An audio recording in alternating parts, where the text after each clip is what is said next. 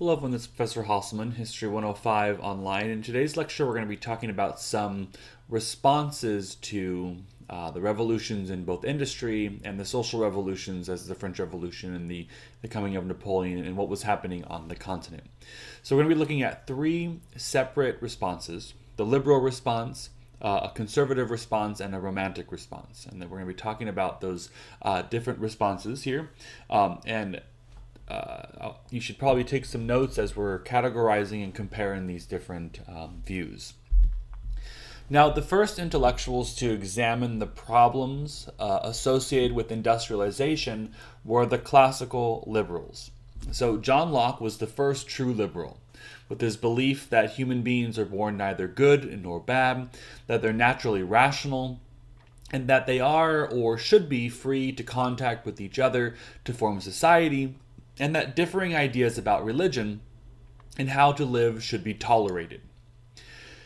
Now, Adam Smith, in an inquiry into the nature and causes of the wealth of nations, written in 1776, was the first liberal to confront industrialization. Like the work of Hobbes and Locke, Smith's work claimed to be scientific, the first such examination of how economies actually worked. Like Newton, Smith claimed to have discovered that the economic world runs, like the natural world, according to certain natural laws. Money, goods, and services orbit the planet the way the planet orbits the sun, naturally and unvaryingly. Economies are governed by the law of supply and demand. Now, humans using reason, like the enlightened thinkers did in the past, could discover these laws. And to tamper with those laws via government regulations, that is, tariff barriers, high taxes, or artificial encouragement of failing industry, guilds, and monopolies, only slows economic process. Rather, world and national economies were healthiest when they were left alone, when trade was free, and when individuals pursued their own interest. Now, under those conditions, an invisible hand, or the market, would take care of all. That is, the pursuit of individual self-interests multiplied across society generated demand, production, distribution, and wealth, which flowed down to everyone. Now, by the same token, benevolence, charity, and altruism, while virtuous, did not really improve the lot of the poor. The Wealth of Nations is still the Bible of laissez-faire liberalism. In its day, it was immediately attractive to the British middle class. Now, Thomas Malthus, in his essay on population that he wrote in 1798, was almost as famous and much more frightening. Malthus noticed that the world's food supply increases arithmetically. That is, gradually. It's just gradually like this. But population increases geometrically, doubles, then squares itself, and so on. Sooner or later, the population is going to outrun the food supply. Now, the only things that kind of slow down this process are demographic disaster, famines, wars, epidemics, and even natural disasters. Now, unfortunately, human life was being preserved and the planet further depleted by modern medicine, peace, and charity, all of which merely encouraged the poor to have more children. Now, since 1798, Malthus's conclusions have remained controversial. For example, he failed to foresee the ability of science and technology to increase the food supply. His general point that the resources of the planet are finite while the potential increase in the population is limitless still carries great weight today. Now, David Ricardo's Principle of Political Economy and Taxation of 1817 made these depressing conditions even clearer by formulating the iron law of wages. If the population of workers is low, employers must compete to attract and keep workers by offering higher wages. High wages lead to healthier workers. Healthier workers produce more children. More workers' children translate into obviously more workers. and more workers can be paid less individually because they can always be replaced. Low wages lead to unhealthy workers, and as unhealthy workers die, the workforce contracts and the cycle begins over again. Now, many in the middle class use these theories to justify untempered greed, or at least to neglect problems of the new urban poor. Now, workers seem to have no recourse as a result. The 1790s to the 1820s saw increasing signs of labor unrest, especially in Britain. And between 1811 and 1817, the Luddites broke up machines. In February of 1812, the British government passed the Frame Breaking Act, making machine breaking a capital offense. Now, towards the end of the 18th century, the classical liberal theorists began to be challenged by a new kind of liberal, the utilitarians. Now, Jeremy Bentham outlined the basics of utilitarianism in his great work, The Principles of Morals and Legislation, published in 1789. Now, like all Enlightenment thinkers, Bentham believed in reason, but he was less interested in using it to discover unvarying laws of natures, economics, or other areas of study. Rather, he believed that reason could be used to discover laws that were practical, useful, and beneficial to humans. Now, Bentham believed that the best society, the best government, the best institutions were those that brought the greatest happiness to the greatest number. Any law, belief, or institution that did not further this goal should be abolished, including the aristocracy, state religion, and even slavery. Less radically, other institutions had the potential to be useful but needed reform. English common law, schools, poor law, and prisons. Utilitarians also demanded an end to press censorship and universal manhood suffrage. While wanting barriers and unfair privilege abolished and reform of those institutions that stand in people's way, Bentham also advocated a degree of government intervention that had not been seen in liberals before.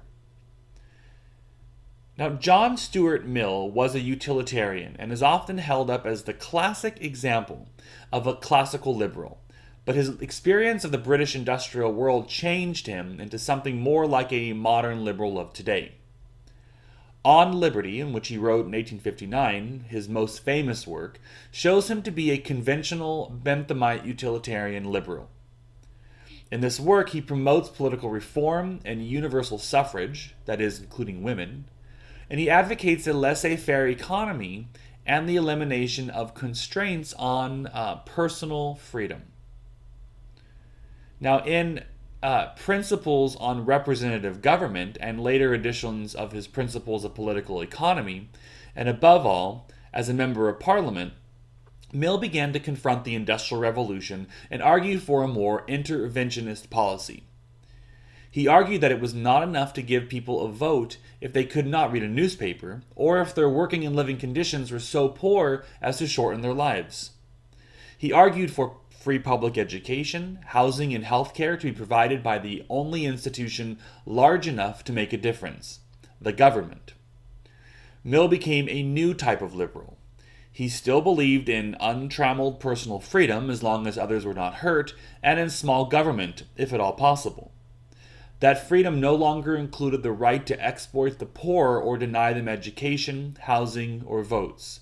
Rather, to ensure the maximum amount of freedom for all, the public had an obligation to educate, house, and protect all. If that meant restricting the economic freedom of factory owners, so be it. If that meant higher taxes on the aristocracy and rising middle class, so be it. Now, liberalism took some time to have an effect on politics and society, and when it did so, it was mostly classical liberalism and mostly in industrialized Western Europe. That is, Britain and France. During the early years of the Industrial Revolution, Britain retained many elements of the Ancien Régime. The period from 1850 to 1820 was one of economic depression, middle and working class agitation, and government repression in an attempt to preserve the status quo. Now, with the arrival of peace in 1815, British producers expected a massive European demand, and they produced accordingly. Europe, however, was so devastated by war that it couldn't afford British products. The conservative government of Lord Liverpool faced a series of bad harvests, the Luddite riots, and a middle class that was demanding the vote. Now, Lord Liverpool responded by protecting aristocratic landowners with high tariffs on foreign grains, the Corn Laws. In Britain, the word corn here applies to wheat, not the corn that we have here in the United States. In 1819, a rally of middle-class families and workers calling for reform, meeting in St. Peter's Fields outside of Manchester, was run down by British cavalry in what became known as the Peterloo Massacre. Parliament responded with the notorious Six Acts, which further restricted the right to assemble, allowed houses to be searched for seditious and blasphemous pamphlets, permitted imprisonment of authors for such writing, and placed high taxes on cheap newspapers to keep them out of the hands of literate workers. But after 1820, a new generation of British politicians, raised on the classical liberals and utilitarians, took power and launched reform designed to wipe away old, irrational, and oppressive measures. The most important of these was the Great Reform Act of 1832, which gave seats to the new industrial towns and lowered property requirements for voting so that middle-class men now all had the vote. During the 1830s and 40s, workers agitated for a national charter, which would have guaranteed their right to vote and served as England's first written constitution. But the charter was voted down in Parliament repeatedly. It would take most of the 19th century to persuade the British middle class that workers deserved the vote, and still longer before they came to embrace the ideas of John Stuart Mill. Now, by the time of Napoleon's fall in 1815, France was well on its way to industrialization. The legislature of France was divided between the conservative royalist ultras, who wanted a return to absolutism, and liberals under the Marquis de Lafayette, who wanted a wider franchise. Now, Louis XVIII, who ruled from 1814 to 1824, was a conciliatory and popular figure who tried to unite the nation. But his successor, Charles X, was a reactionary who in 1830 dissolved the legislature and imposed strict censorship on the press. His 5 ordinances of 1830 were a French version of the 6 acts of the British Parliament had passed in 1819. In July of 1830, Paris erupted in a second French Revolution. Within weeks, the king abdicated in favor of a cousin, Louis Philippe, the Duke of Orleans. Now, Louis Philippe, who ruled from 1830 to 1848, was an aristocrat with the soul of a factory owner, a citizen king. He appointed a capable ministries that encouraged industry. He approved a liberal constitution that widened the franchise to include more of the middle class. Workers, many of whom had done the heavy lifting of the July Revolution, got little. In France, as in Britain, liberalism offered more at first to the middle class. Workers would have to wait their turn or receive help from another movement. The German states were mostly ruled by small and very conservative aristocracies and absolute monarchies, with liberalism mainly an idea confined to the universities and their students. Now, by the 1830s, liberalism had given the middle classes in Britain and France what they wanted. It had given them the franchise and the political power it implied. It had removed old irrational aristocratic privileges and censorship, and it had given them complete economic freedom. As for the workers, the franchise and political power continued to be denied them. It would not be until the second half of the 19th century that Mill's later ideas, and with them a greater sense of responsibility for workers, would begin to gain traction with the middle class in government.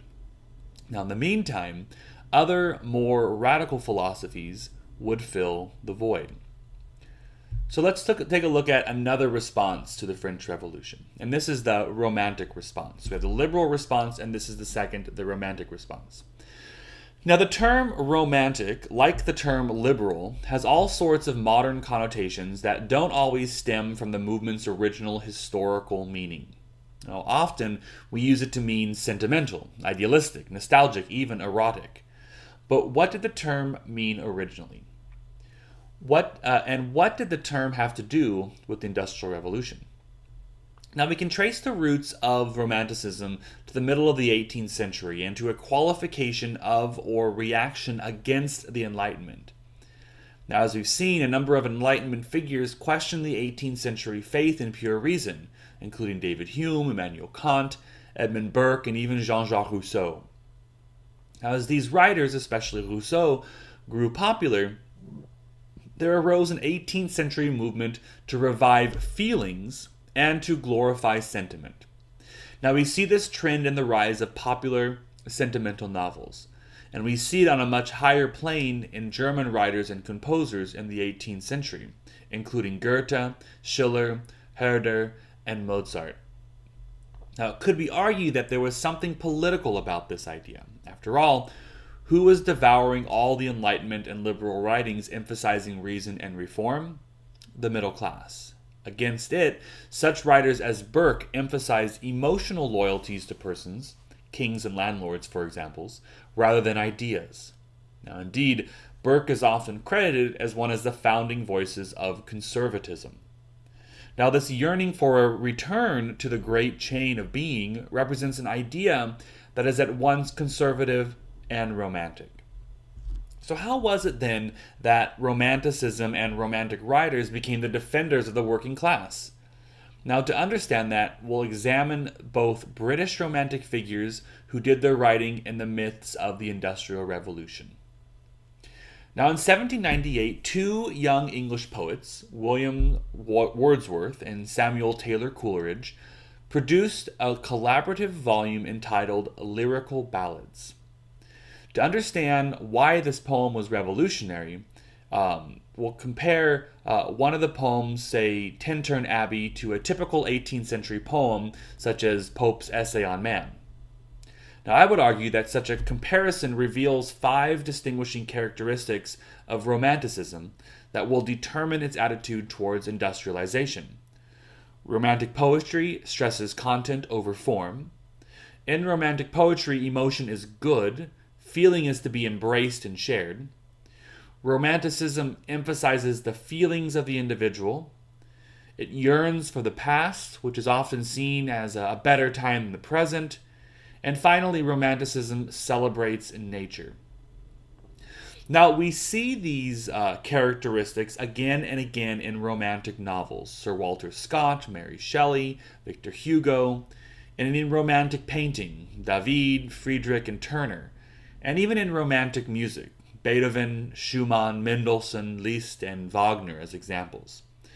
But what does any of this have to do with the Industrial Revolution? Which is the question we're trying to answer.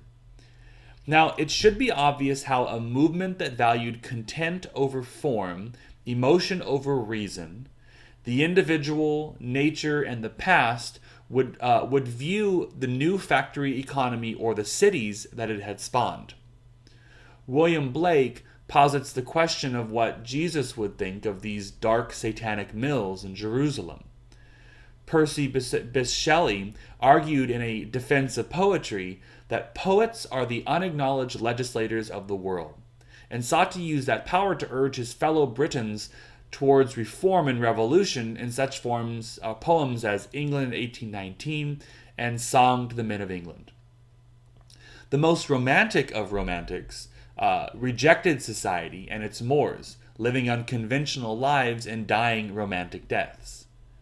Now, the English Romantics had welcomed the French Revolution and hoped for and expected the same in industrial England. Now, beyond England, continental Romantics, including Schiller, Beethoven, Manzoni, and Pushkin, took up the call, producing works with political messages. But radical change never really came. The Great Romantic Revolution never materialized. Britain never experienced a French-style revolution, Instead, it experienced gradual change as liberal ideas triumphed. France's first revolution turned into Napoleon's empire. The Revolution of 1830 was more middle-class and liberal than romantic. Louis Philippe was a prosaic bourgeois figure, not dashing. English, French, and German romantics would have to travel to find congenial revolutions. Byron famously fought and died for Greece during its War of Independence against the Ottoman Empire in 1829. Or the Romantics could wait for the revolutions of 1848. But most Romantics did not wait. Wordsworth and his formerly rebellious and utopia-minded friend Robert Southey became establishment figures defending the status quo. Later in the 19th century, John Ruskin urged a return to the medieval past with guild organization and craftsmanship. You can see his influence in many neo-Gothic buildings, including Barry and Pugin's design for the House of Parliament, built during the 1830s and 50s. Thomas Carlyle saw a society's best hope in the ascent of some great hero, a sort of combination of an enlightened despot and Superman, who, like Napoleon, would right the wrongs of the Industrial Revolution. Matthew Arnold, like John Stuart Mill, urged better education, but the tone of much of his writing, for example in Dover Beach, is valedictory and resigned, as if civilization had seen its best days. So why did the Great Romantic Revolution not materialize? The Romantics had plenty of passion, but no clear plan for how to bring down existing society or erect a new one. Like the radical counterculture of the 1960s, the Romantics knew how to inspire strong feelings of indignation at the injustice of existing society and excitement about the possibility of imminent change. But with their emphasis on individuality and emotion and nostalgia for the past, it was perhaps inevitable that the Romantics failed to organize and never came up with a practical plan for either revolution or the society that it would create. Now, indeed, if we remember, the German writer E.T.A. Hoffmann described the fundamental characteristics of Romanticism as infinite longing.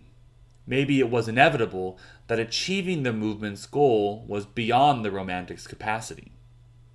Now, as with the counterculture of the 1960s, as we saw in the United States and in Europe, the movement's main achievement was in changing attitudes and ways of thinking. It could be argued that the Romantics dominated the worlds of literature and painting into the 1880s and the world of serious music into the 19-teens. Now, in terms of popular culture, we still see Romantics. Or we are still Romantics, I should say.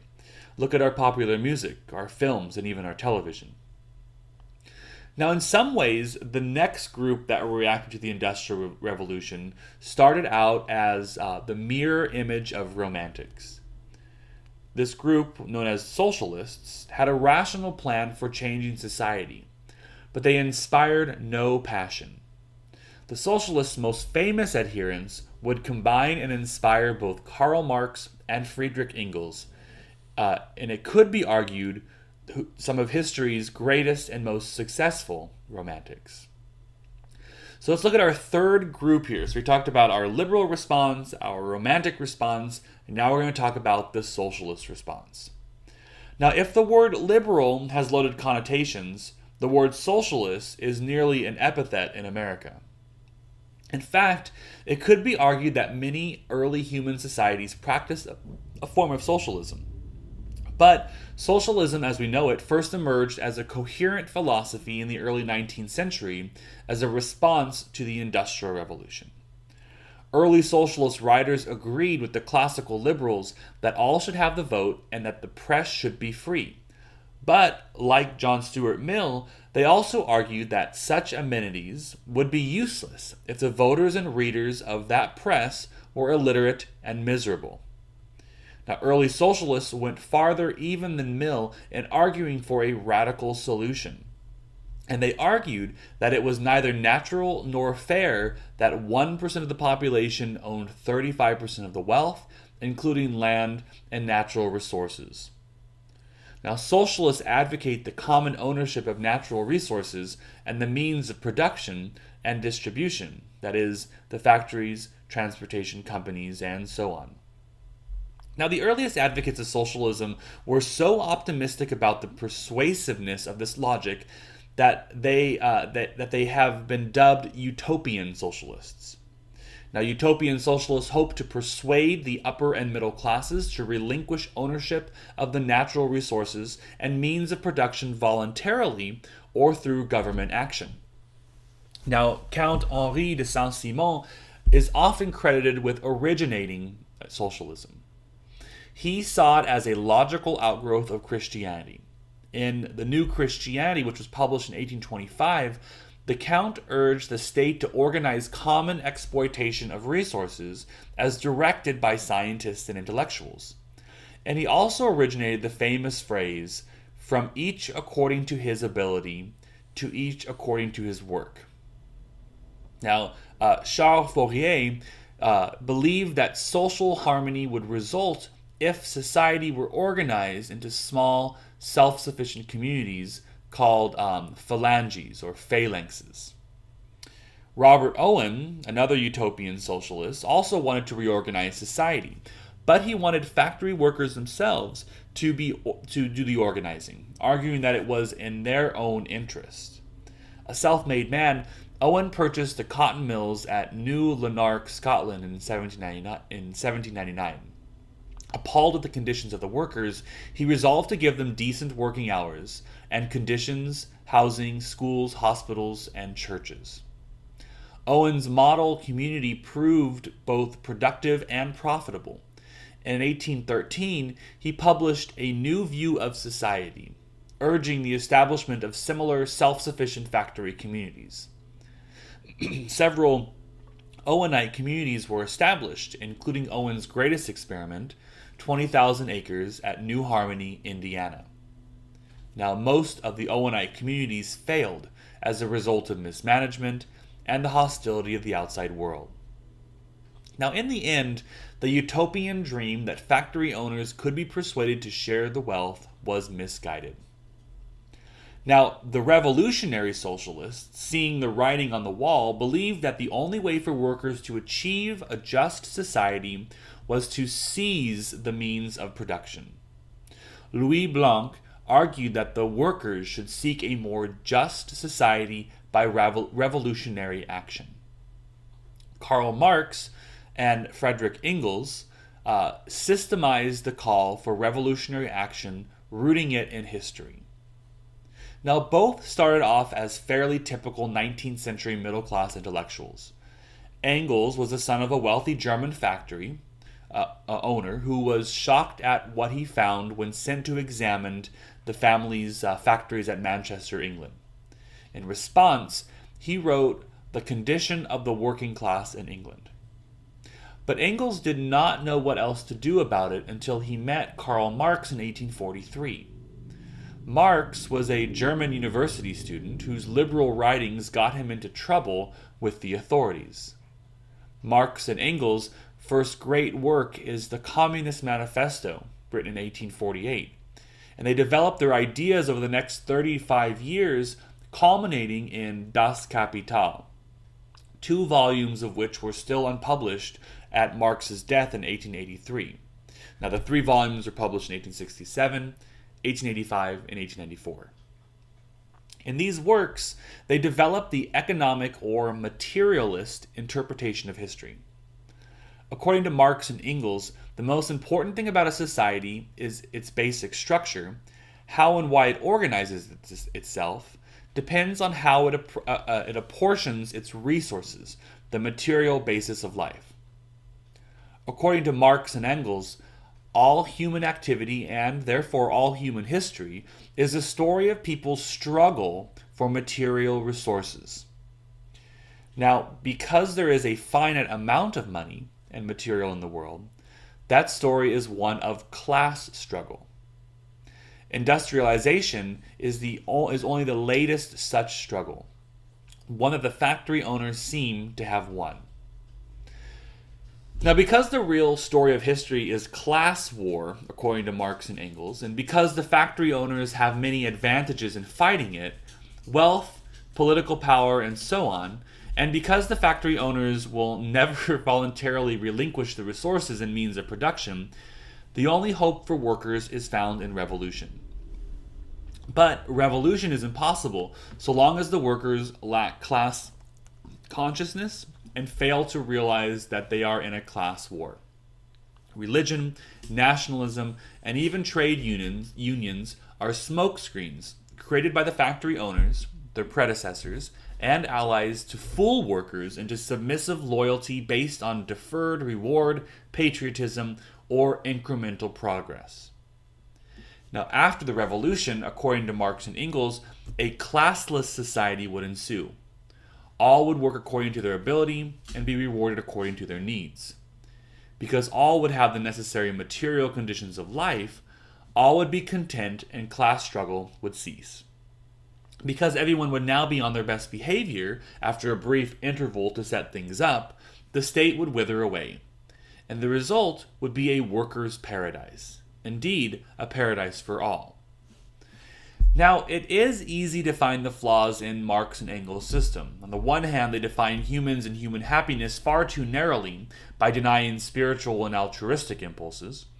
And on the other hand, they also underestimate our greed and our materialism and our tendency to compete. We do not revolt in part because we hope to do as well as the factory owners someday. Still, no great philosopher's work is without flaws, and none has ever been implemented with the results as the philosopher predicted. Now, Marx remains an important and influential thinker, in part because he was the first to point out just how important economics is to history. His critique of capitalism is often powerful and difficult to answer. And finally, perhaps more than any other great philosophers, Marx and Engels appeal to the emotions with a profound sense that there should be social justice for the least powerful members of society. Yet, Marx and Engels mostly failed to achieve their workers' revolution. The revolutions of 1848 in Germany, the Austro-Hungarian Empire, and Italy were largely about liberal freedoms and nationalistic aspirations. There were no such revolutions in England or Belgium, the cradles of industrialization. Only in France did the economic slump of 1846 and 48 produce a revolution against Louis Philippe, uniting workers, middle-class intellectuals, and other individuals. During the June days in Paris, workers formed communes and fought street battles, demanding universal suffrage. In July of 1848, a National Assembly proclaimed France a republic, but the new voters elected Louis Napoleon, the nephew of the late emperor, as president. The Chamber of Representatives was to be elected by universal male suffrage, far more liberal than any other major country in Europe. But that's it. There was no seizing of factories and no communal ownership of natural resources or of the means of production. In 1852, Louis Napoleon Bonaparte, or Napoleon III, declared himself emperor. And he ruled from 1852 to 1870. So why did Marx and Engels not get the revolution? And why was 1848 in fact the last serious revolution in Europe until 1917?